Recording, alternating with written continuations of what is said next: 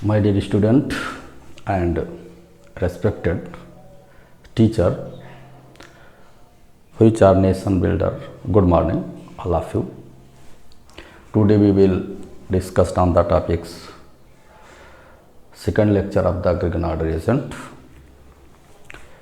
देखो बेटा, हम लोग ग्रिग्नार्ड रिएजेंट के कल बहुत सारे कॉन्सेप्ट को पढ़े थे और जिसमें हम लोग न्यूक्लियोफिलिक एडिशन रिएक्शन की स्टडी किए थे।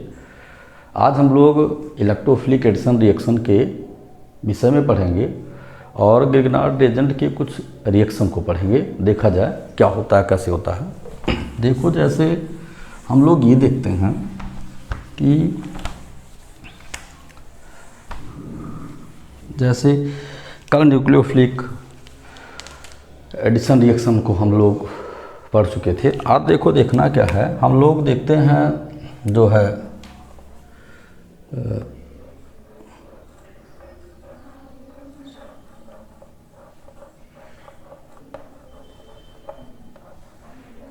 Nucleophilic substitution reaction.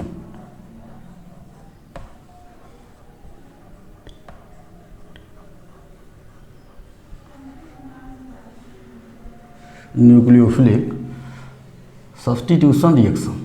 देखो, ये nucleophilic substitution reaction, Grignard reagent का न्यूक्लियोफिलिक सब्स्टिट्यूशन रिएक्शन क्या है, बहुत इंपॉर्टेंट है और इन्हीं में से हम लोग पढ़ेंगे। बेसिकली हम लोग सबसे ज़्यादा न्यूक्लियोफिलिक एडिशन रिएक्शन और न्यूक्लियोफिलिक सब्स्टिट्यूशन रिएक्शन की स्टडी करते हैं। ये हमारा दूसरा है ग्रिग्नार्ड रिएक्शन। तो इसमें हम लोग क्या देखते हैं कि देखो, जैसे ये रिएक्शन सबसे ज़्यादा कहाँ पर मिलते हैं, ये रिएक्शन मिलते हैं मैक्सिमम जो है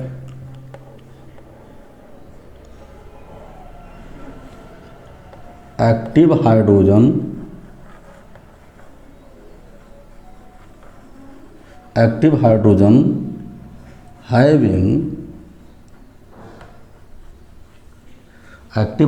हैविंग कंपाउंड।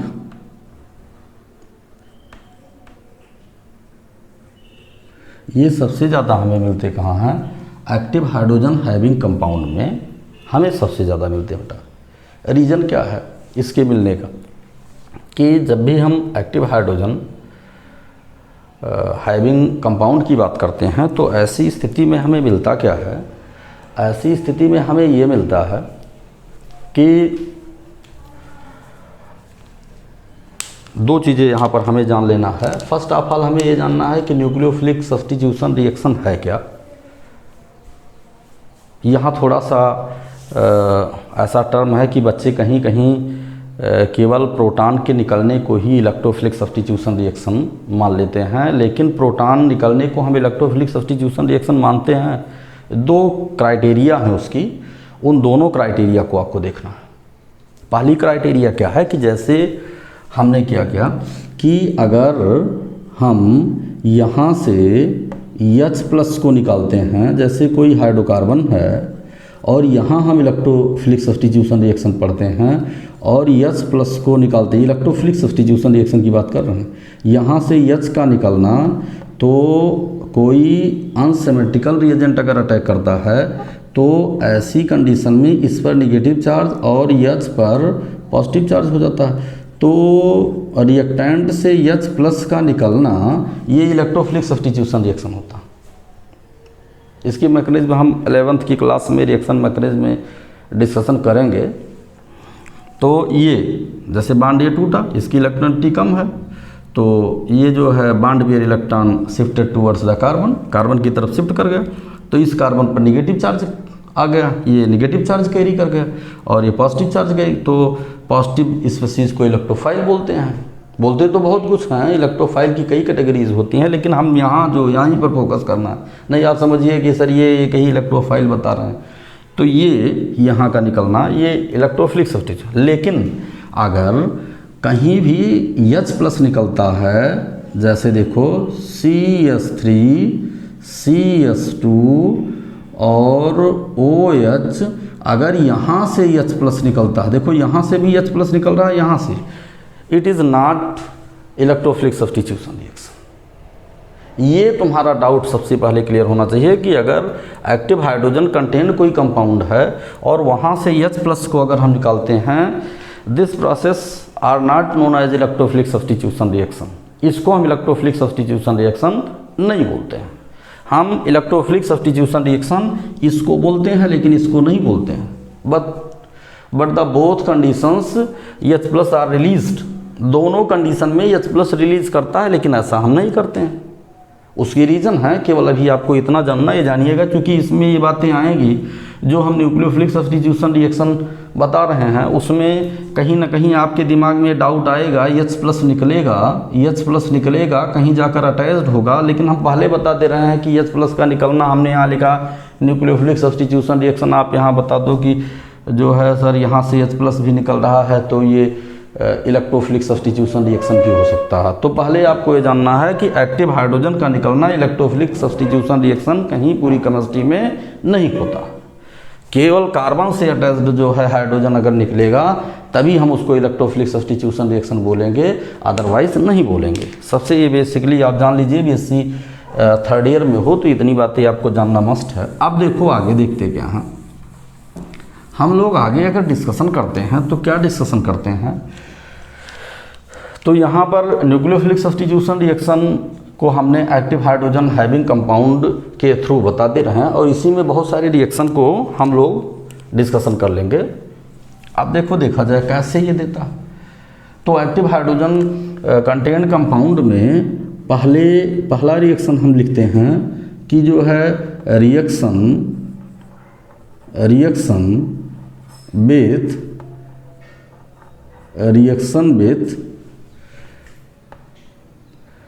HCl हमने कर दिया। अब वो HCl हो या HBr हो या HI हो, हम सभी इकट्ठे लिख दे रहे हैं। HCl HBr HI हो या वो C2H5OH हो या फिर ये C6H5OH हो या फिर ये C2H5SH हो या फिर ये RNS2 हो।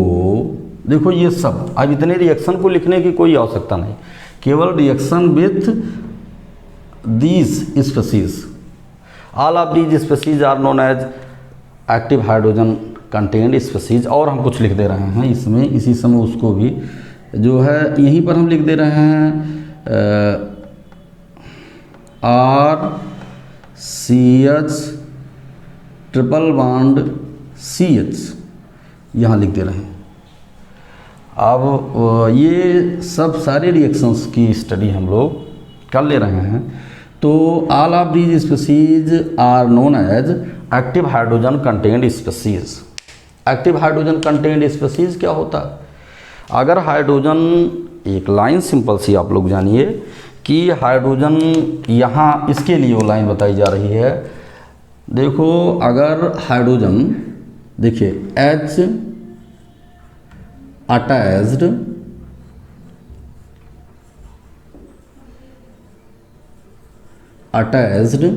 with more electronegative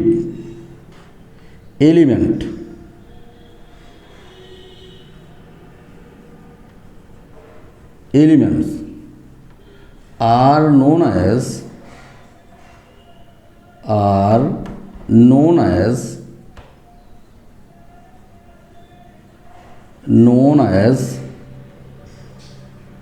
active hydrogen.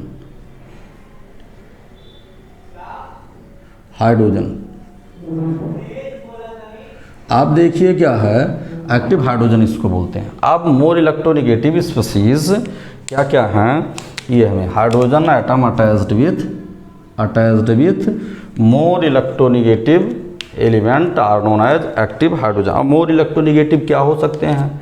Hydrogen अगर अटैच्ड है, ये देखो हाइड्रोजन ये है और ये अटैच्ड है किससे अटैच्ड है? ये हाइड्रोजन से अटैच्ड है, हाइड्रोजन से अटैच्ड है। या ये किससे अटैच्ड है? या ये नाइट्रोजन से अटैच्ड है। या ये किससे? सल्फर से भी अटैच्ड है। या ये किससे? ऑक्सीजन से अटैच्ड हो, ऑक्सीजन, नाइट्रोजन। तो these are known as active hydrogen. देखिए यहाँ कहीं ना कहीं हाइड्रोजन, देखो यहाँ Cl से अटैच्ड है, यहाँ पर Br से अटैच्ड है, यहाँ पर I से अटैच्ड है, यहाँ पर O से अटैच्ड है, यहाँ भी O से अटैच्ड है, यहाँ S से अटैच्ड है, यहाँ N से अटैच्ड है, यहाँ C से अटैच्ड है। C की कंडीशन हमने नहीं बताया। अब दूसरी एक्टिविटी की पोजीशन क्या है? जैसे बेटा दूसरी एक्टिविटी की पोजीशन ऐसे समझो, वो क्या है? वो ये है कि अगर हाइड्रोजन की एक्टिविटी ये है sp और फिर है sp2 और फिर है आपका sp3 हाइब्रिड ऑर्बिटल। तो ये क्या है? ये decreasing order activity of hydrogen.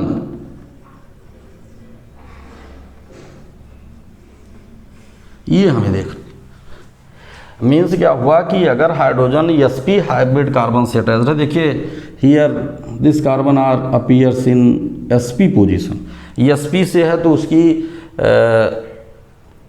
जो एक्टिविटी होगी वो सबसे ज़्यादा होगा, और अगर sp2 से है तो उसकी एक्टिविटी थोड़ी सी कम होगी। मतलब अगर एसिटिलीन से जुड़ा है या कहते हैं एल्काइन से जुड़ा है, तो एल्काइन से जुड़ा हुआ हाइड्रोजन सबसे ज़्यादा एक्टिव होता है। उसके बाद एल्कीन से जुड़ा हुआ हाइड्रोजन एक्टिव होता है, और उस सबसे कम एक्टिव हाइड्रोजन होता है एल्केन से जुड़ा हुआ। ये हमें जानना मस्ट होता है कि हाइड्रोकार्बन सिस्टम में, अनसैचुरेशन की सिस्टम में जो sp हाइब्रिड स्टेट है, sp हाइब्रिड से जुड़ा हुआ जो कार्बन होता है वो सबसे ज़्यादा एक्टिव होता है। लेकिन अगर हम देखते हैं कि sp2 है तो उसकी एक्टिविटी थोड़ी सी कम हो जाती है और sp3 से और कम हो जाती है। तो here the hydrogen atom are attached with sp hence it is more active. तो ये सारी डेटा आपको जानकारी होनी चाहिए। अभी बहुत सारे एक्टिव हाइड्रोजन की बेटा अभी बहुत सारी चीज़ें हम आपको बताएंगे। अभी तो 2 का रिक्वायरमेंट यहाँ पर था, तो 2 को तो हमने बता दिया है। बाकी एक्टिव हाइड्रोजन की अभी आगे रेगुलर क्लास आप लेते रहोगे तो अभी एक्टिव हाइड्रोजन की कई पोजीशन बताएंगे। है क्या, जैसे धीरे धीरे हम लोग पढ़ते चलेंगे। तो अब केमिस्ट्री इतनी आसान सब्जेक्ट तो नहीं है कि आप आसानी से चलिए बस एक दिन में सारा एक जो है जानकार हो जाइए, ऐसी कोई कंडीशन नहीं। आप रेगुलर वे में आप जो है स्टडी करते रहिए, और अगर सही से आप टाइम देते हैं तो सारे डेटा जब आपके पास आ जाएंगे तो फिर आपकी प्रॉब्लम, जैसे देखो ये 2 कंडीशन हमने बताया, ऐसे एक्टिव हाइड्रोजन की अभी 4-5 कंडीशन और है जो हम आपको फर्दर बताएंगे कि कहाँ कहाँ होता है। वो जैसे जब चैप्टर में आएगा, अब इसको ये सब नोटेबल पॉइंट हैं, इन सबको आपको नोट रखना चाहिए, परमानेंट नोट रखना चाहिए, ठीक है। इससे आपके रिएक्शन जो है ईज़िली आपको लर्न हो जाएंगे। यहाँ पर कोई ये नहीं है कि कोई ऐसा सिस्टम है कि बैठकर उसको रटिए, आपको यहाँ मालूम करना। अब देखो देखते क्या हैं, तो ये हो गया। यहाँ पर अब हम आगे क्या देखते हैं, तो इन सब के पास active hydrogen, you are satisfy these compounds have active hydrogen. अब आपको सेटिस्फिकेशन हो गया कि these compounds have active hydrogen. Active hydrogen क्या हुआ, क्या इनसे ग्रिग्नार्ड रिएजेंट जब रिएक्शन करता है, हम ही रिएक्शन बता रहे हैं, न्यूक्लियोफिलिक सब्स्टिट्यूशन रिएक्शन, हम कहे दोनों निपटा दें। देखो अब हमें देखना क्या है, इनसे अगर ग्रिग्नार्ड रिएजेंट इन सब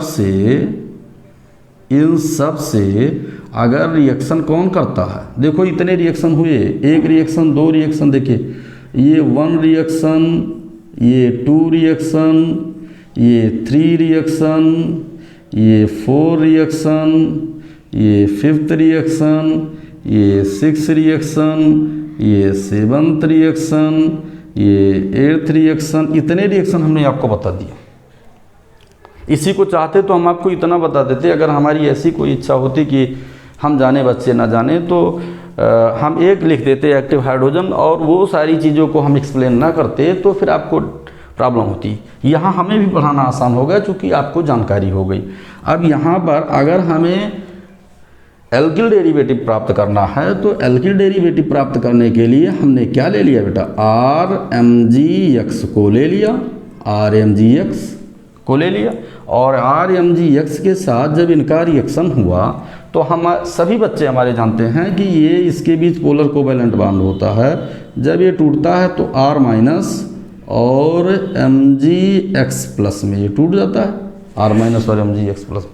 और ये जब टूटेगा, ये कोई डेरिवेटिव इसमें से टूटेगा तो जैसे ये Cl टूटा तो H प्लस और Cl माइनस, अब एक को ही हम दिखा सकते हैं बहुत सारे, तो ये पोर्शन जाकर किसके साथ रिएक्शन कर लिया, इसके साथ रिएक्शन कर लिया। और स्वाभाविक सी बात है कि ये पोर्शन जाकर पॉजिटिव सिस्टम से जुड़ गया, और जब ये जाकर जुड़ गया तो यहाँ पर क्या मिला, हमें जो प्रोडक्ट मिला वो प्रोडक्ट कौन सा मिला, हमें प्रोडक्ट मिला ये हमारा R है, इसका ये हमारा R है, और R से क्या जुड़ा, जाकर ये हाइड्रोजन जुड़ा, और जब ये हाइड्रोजन जुड़ा तो यहाँ पर हमारा क्या हो गया, यहाँ पर हमारा ये हाइड्रोजन आकर इससे लिंक हो गया, हाइड्रोजन आकर लिंक हो गया। तो ये देखते हैं हम कि हाइड्रोजन की लिंकिंग की पैटर्न को हम देखते हैं कि हाइड्रोजन आकर लिंक हो गया। अब ये हमारा सेचुरेटेड हाइड्रोकार्बन बना जिसको हम एल्केन बोलते हैं, जिसको हम एल्केन बोलते हैं। और उसके बाद बचा क्या, यहाँ पर जो बचा तो ये बचा Mg और X, और उसके बाद फिर आपका Cl, MgXCl आपका बचा। तो ये आपका जैसे MgCl2 होता, अगर ये जो है XCl है तो MgCl2 बन गया, अगर Br है तो MgClBr बन गया, इस तरह से ये हमारा प्रोडक्ट बन गया। तो इसका मतलब क्या हुआ कि हम लोग अब इसके through, it is known as nucleophilic substitution reaction. Nucleophilic देखो ये यहाँ पर न्यूक्लियोफाइल है कि नहीं है, CH3 माइनस को न्यूक्लियोफाइल, तो न्यूक्लियोफाइल यहाँ से टूटा, और न्यूक्लियोफाइल जब टूटा तो H प्लस के साथ ये जाकर जुड़ गया। तो इसका मतलब ग्रिग्नार्ड रिएजेंट किसको रिलीज किया, न्यूक्लियोफाइल को रिलीज किया। Grignard reagent release the nucleophile, Grignard reagent release the nucleophile, Grignard reagent nucleophile को रिलीज कर दिया। और जब न्यूक्लियोफाइल को रिलीज कर दिया तो इसका मतलब इस रिलीजिंग की प्रोसेस क्या है, देखो ग्रिग्नार्ड रिएजेंट न्यूक्लियोफाइल को रिलीज किया, ये न्यूक्लियोफाइल को रिलीज किया, और ये रिलीजिंग प्रोसेस क्या है, ये है आपका न्यूक्लियोफिलिक सब्स्टिट्यूशन रिएक्शन हो गया। ये आपका न्यूक्लियोफिलिक सब्स्टिट्यूशन रिएक्शन हो गया जिसे हम देखते हैं। ठीक, तो एक लाइन हम लोगों को अब जानना है, बहुत सिंपल सी लाइन होगा। तो ये दोनों चीज़ें हमने न्यूक्लियोफिलिक सब्स्टिट्यूशन रिएक्शन भी बता दिया, और इतने सारे एग्जांपल 8 रिएक्शन आपको साइमल्टेनियसली हमने बता दिया। अब देखो इसका मतलब एक लाइन केवल हमें लिखना है बस। वो लाइन कौन सी जो है लिखना है बेटा, देखो वो लाइन हमें ये लिखना है, वो लाइन हमें ये लिखना है जो है ऐसे नोट, वो लाइन हमें लिखना है, एक नोट लिखना है। वो क्या है, वो ये है कि जो है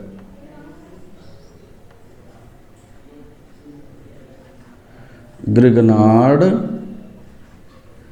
reagent, Grignard reagent when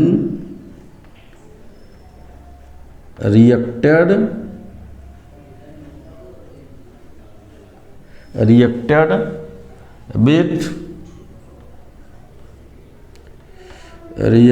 with active, reacted with active hydrogen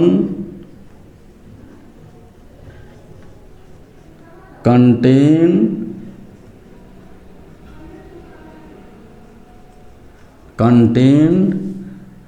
compound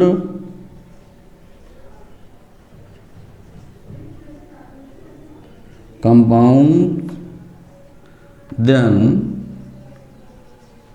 it gives the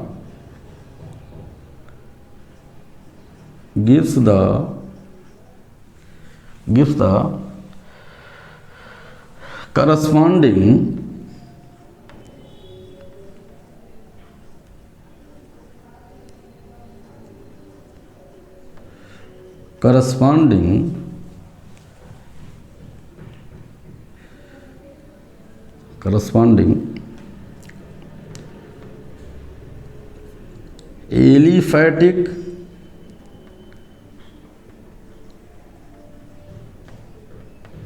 aliphatic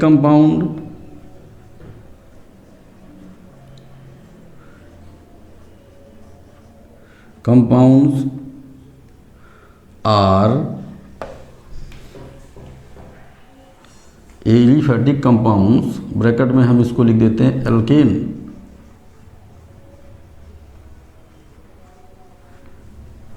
अब देखिए यहाँ पर भी देखिए एक्टिव हाइड्रोजन और एरोमेटिक कंपाउंड, मैटिक compound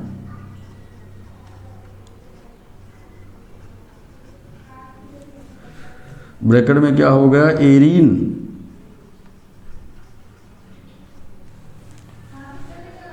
this reaction is called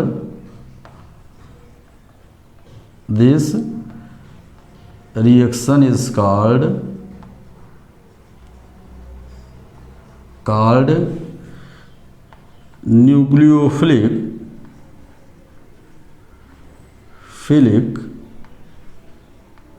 substitution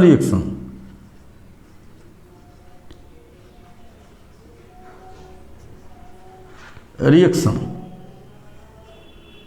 बस इतनी सी लाइन हमें देखना है कि Grignard reagent when reacted with active hydrogen contained compound, Grignard reagent when reacted with active hydrogen contained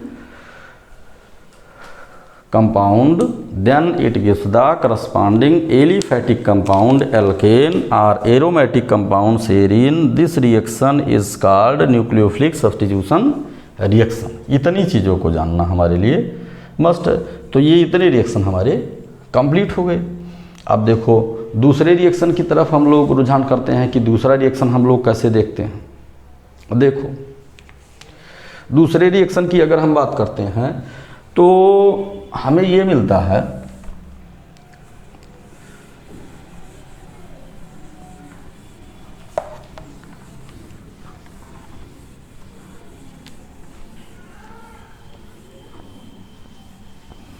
अभी बहुत सारे रिएक्शन है बेटा, सब रिएक्शन पर हम डिस्कशन करेंगे। जैसे हम देखते हैं अगला रिएक्शन, वो रिएक्शन है आपका जो है रिएक्शन विथ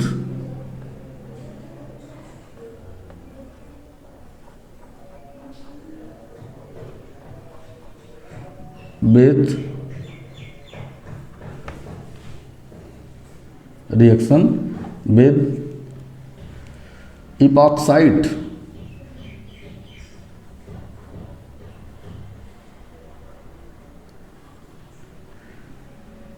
अब देखो बहुत ऐसे रिएक्शन नहीं बता रहे हैं कि जो आप परमानेंट पढ़ रहे हो, कुछ ऐसे स्टैंडर्ड रिएक्शन भी बताने चाहिए। फिलहाल ये भी इंटर में भी है, रिएक्शन विद इपॉक्साइड। ये कैसे होता, जैसे बेटा उसमें है क्या कि हम लोग इपॉक्साइड को जानते हैं, एथिलीन ऑक्साइड है या प्रोपिलीन ऑक्साइड है, तो हम ये लिखते हैं CS2 सिंगल बॉन्ड CS2 और ये it is known as ethylene oxide.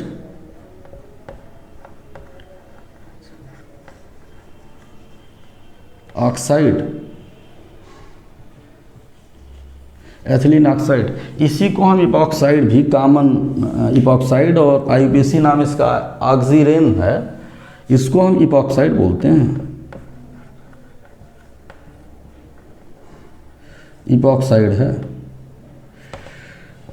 जब ग्रिग्नार्ड रिएजेंट इससे रिएक्शन करता है, जैसे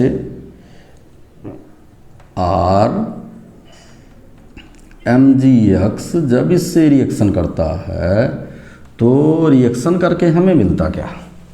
देखो ये जो इसका साइक्लिक रिंग है, ये साइक्लिक रिंग का जो बॉन्ड स्ट्रेचिंग है बोथ साइड से इक्वल है। चाहे आप बॉन्ड इधर से तोड़िए चाहे बॉन्ड उधर से तोड़िए, आप किसी तरफ से भी बॉन्ड तोड़ सकते हो, उसमें कोई डाउट नहीं है। अच्छा चलो ठीक है, मान लिया गया बॉन्ड हम लोग इधर से तोड़ दिए। अब बॉन्ड को जब हमने इधर से तोड़ दिया तो हमें जो प्रोडक्ट मिला, देखो यहाँ नीचे हम लिख दे रहे हैं तुम्हें समझाने के लिए। तो CS2 carries positive charge, CS2 carries positive charge, और फिर यहाँ पर CS2 हो गया और यहाँ पर आपका O माइनस हो गया। ये इसकी सिंपल मैकेनिज्म चल रही है कि बच्चों को कोई दिक्कत ना हो। और बेटा जब ये टूटा तो ये यहाँ पर R माइनस और MgX प्लस में टूट गया। अब ये देखो ये यहाँ से यहाँ आकर जुड़ गया, और जब ये जुड़ गया अब यहाँ पर इस पोर्शन से आकर ये जुड़ गए। आप देखो तो हमें मिलता क्या है? यहाँ पर हमें मिलता है CS2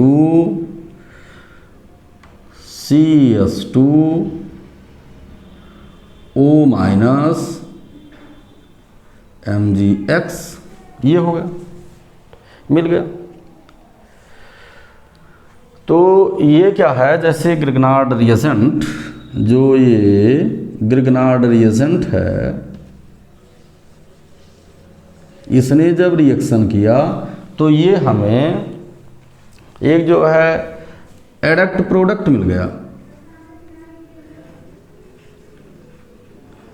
एडक्ट प्रोडक्ट मिल गया। और जब ये एडक्ट प्रोडक्ट मिल गया तो अब हमें इससे कुछ प्रोबेबिलिटी है कि इसका अगर हम हाइड्रोलिसिस करा देते हैं, एसिड के प्रेजेंस में हाइड्रोलिसिस करा देते हैं, जिसको एसिड हाइड्रोलिसिस बोलते हैं, तो यहाँ से कौन सा बॉन्ड ब्रेक होगा? बॉन्ड वही ब्रेक होगा जहाँ पर आयनिक करैक्टर ज़्यादा होगा। तो दिस बॉन्ड है मैक्सिमम आयनिक नेचर। ये बॉन्ड जो है, ये जो हियर आयनिक बॉन्ड प्रेजेंट, ये तो ये मैक्सिमम आयनिक नेचर, मैक्सिमम आयनिक नेचर।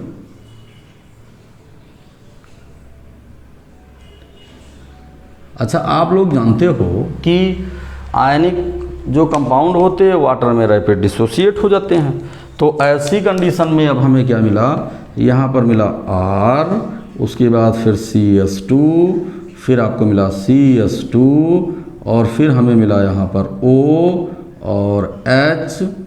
ये हमें दूसरा हमें मिला क्या? MgOH और X मिल गया। ये हमें क्या मिल गया? ये हमें मिल गया first degree alcohol. It is known as first degree alcohol.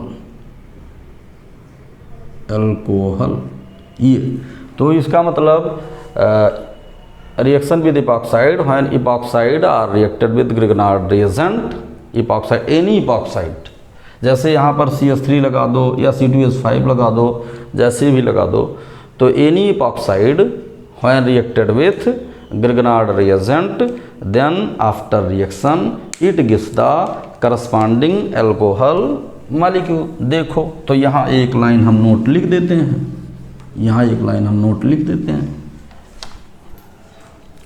Note यहाँ पर लिख देते हैं। ये देखो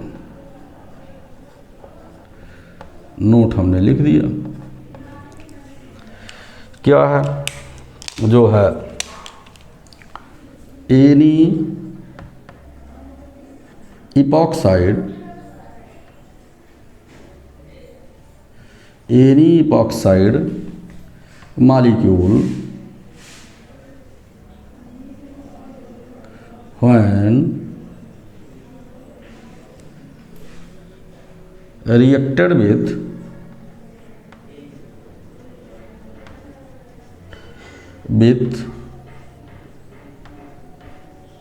Grignard reagent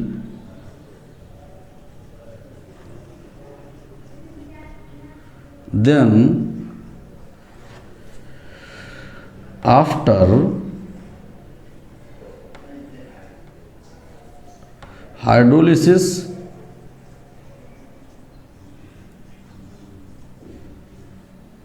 or acid hydrolysis,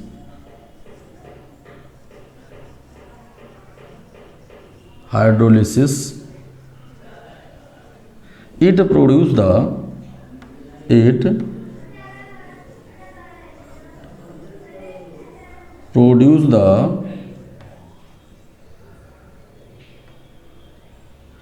corresponding alcohol molecule,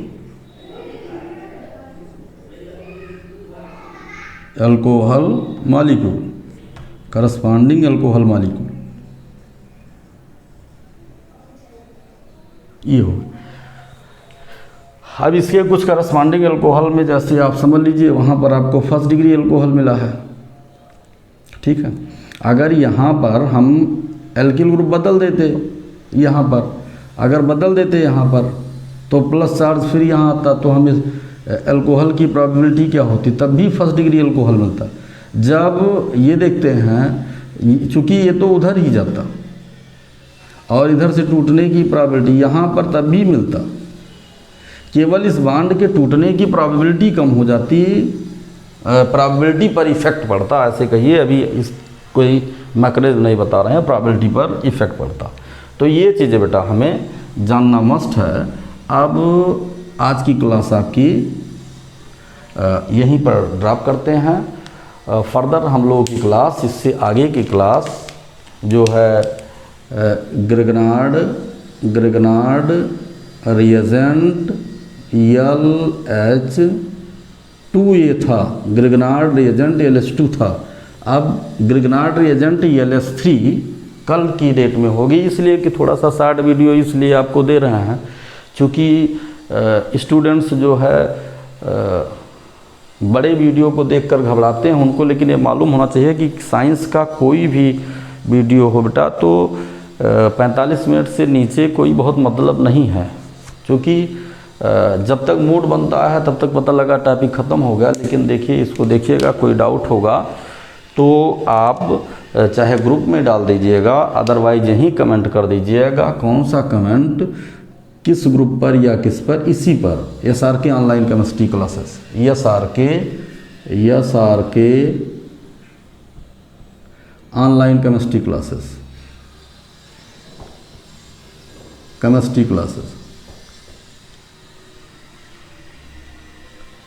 ये चाहे जहाँ कर दीजिएगा।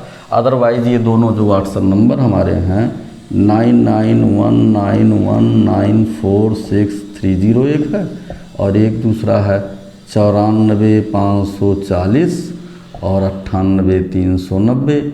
इन तीनों पर चाहे इस पर किसी पर कर दोगे, कोई डाउट नहीं। व्हाट्सएप से ऐड करके भी आप कर सकते हो। आप अपना नाम लिख दीजिएगा, क्लास लिख दीजिएगा, अपनी प्रॉब्लम को आप शेयर कर सकते हो। तो आज की क्लास बेटा बंद करते हैं। Further good morning all of you, my dear student. Thanks a lot all students for watching my video.